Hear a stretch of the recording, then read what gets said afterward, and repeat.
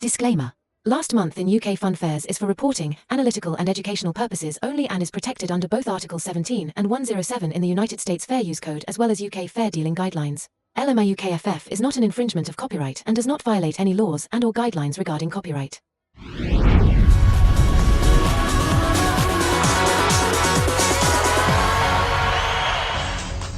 So hello and welcome to the September 2024 instalment of last month at UK Funfairs Now. Well, Funfair month may have fizzled out, but do not worry, the back-end season still is in force. Thankfully, with whole fair continuing as we speak, although thinking about it, this may be the last weekend by the time this does go out. So if you've already watched it and it's the end of Sunday the 13th, I think we're at, yeah, you're too late for the Goose Fair, but there is still plenty more to come. So hopefully with Loughborough being probably the next big one for us, as well as the bonfire events, so there's still going to be quite a lot going on during the back-end season. Speaking of the back-end season, instead of covering events, we're going to be taking a look at a couple of major fairs that we went to. So first of all, starting off with a special segment for Bridgwater Fair, with that being quite near and local to us, with us being in the southwest and that being in the southwest, so yeah, we weren't going to not go to that. Anyway, so let's take a look at what was new for Bridgwater Fair this year.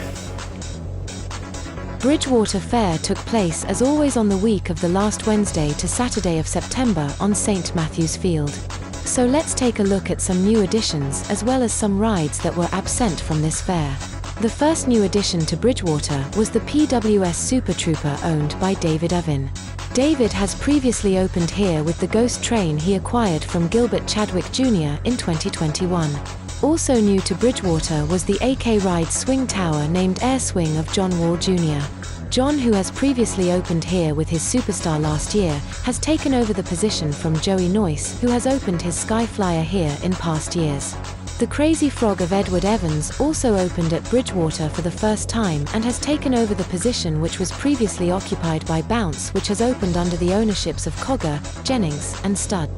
James Cole opened here with his brand new 4-hill NRG Waltzer, which he picked up from Fairtrade Services in June this year.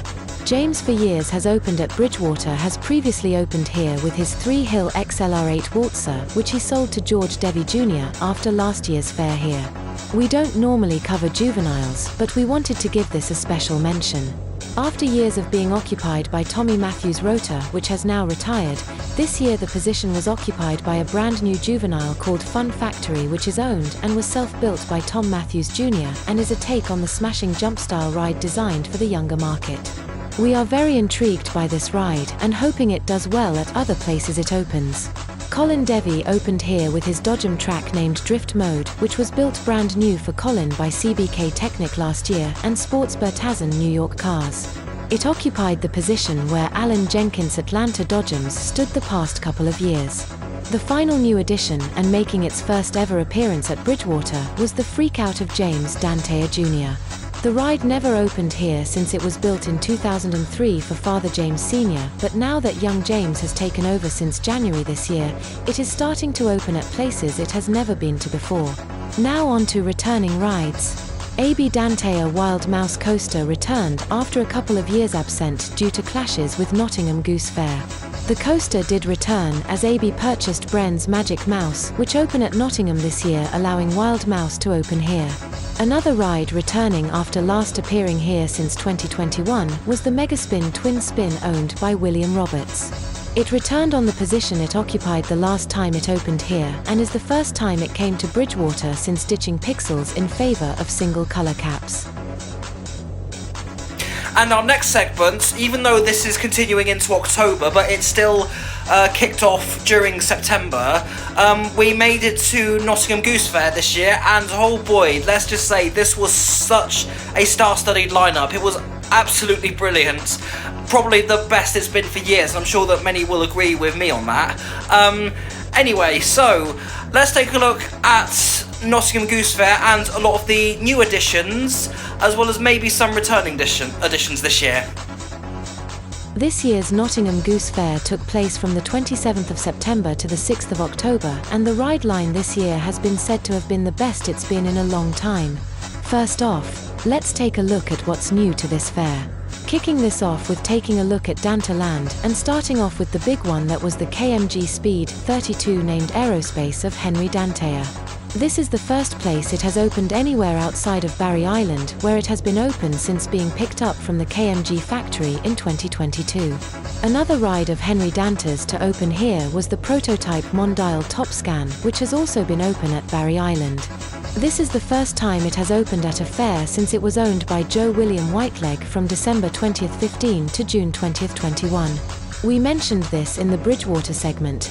Well, the Magic Mouse roller coaster, which has been part of Brenne Theme Park in Somerset since 2006, has been purchased by AB Dantea. This is the first place it has opened with AB and went straight to Nottingham after being picked up from the park.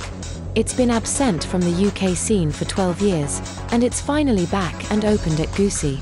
The KMG Tango named Equinox, which was new to Billy Crow in 2002 and did previously open here back in 2006, has been in the USA from September 20th 12 to March 20th 24, has been purchased by Christopher Danter.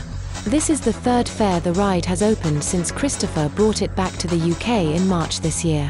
One of the many outwards-facing freak-out style rides opened on the position opposite both Collins's Super Bowl and Holland's Extreme.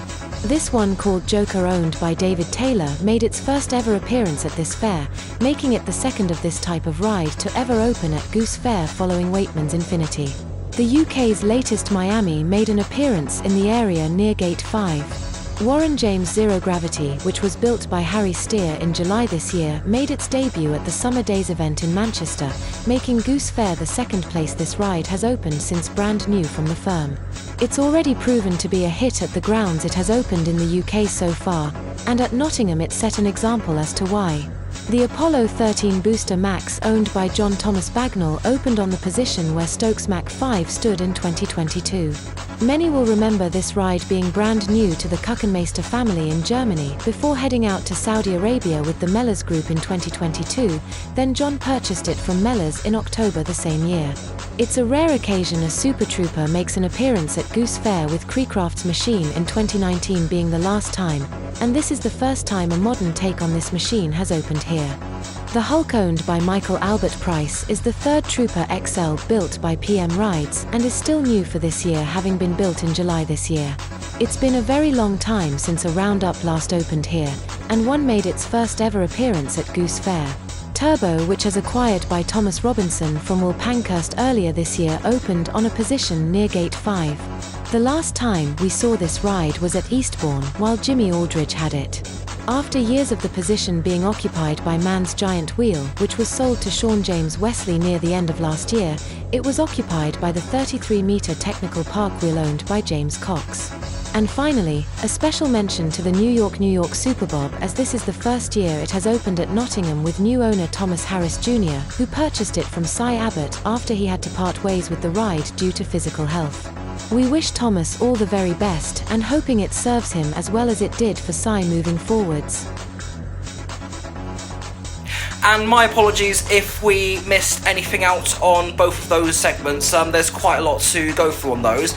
Anyway, so we don't really have a lot to cover on this one, but let's just take a look at a couple of new rides that have come to the UK scene. George Roland Tucker has had a brand new twist named Supreme Sizzler, built by PWS Rides.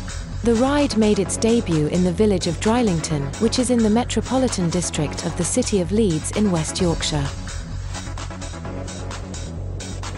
After seeing Kolmax-Plus making a few of these recently, it has caused high demand for their take on the breakdance traded under the name Spinner to come to the UK. Well, it is finally happening, as one has been built for Dexter Hackett. This one, called Joker, which was built brand new for Dexter, has recently collected at the firm in the Czech Republic. It is undergoing inspection before it can open, and we hope to catch this ride very soon. Wishing Dexter all the very best and hoping it does very well when it opens. And finally, on to some ride changes that have happened during September 2024. After months of hard work and still more moving forwards, but the former Flambards Superstar has finally opened at Normanton Gala for the first time in the hands of Evan Moran Jnr., who opened the ride on Friday the 13th, which was actually very brave of Evan. There's still more work to be done on the ride, including extra details, a new paybox and a new backlash, which we can't wait to see when all is done. We managed to catch the ride at the Tewkesbury Mock Fair before writing this segment. Samantha Matthews has sold her KMG Speed named Extreme to Austin, Holland, making the ride back in the Holland family. It first opened with Austin at Back 2 Festival, which takes places at Catto's Farm of Swidlingcote in Leicestershire. Joby Carter of Carter's Steam Fair has sold the Hayes Fabrications Lightning Skid to James Horton.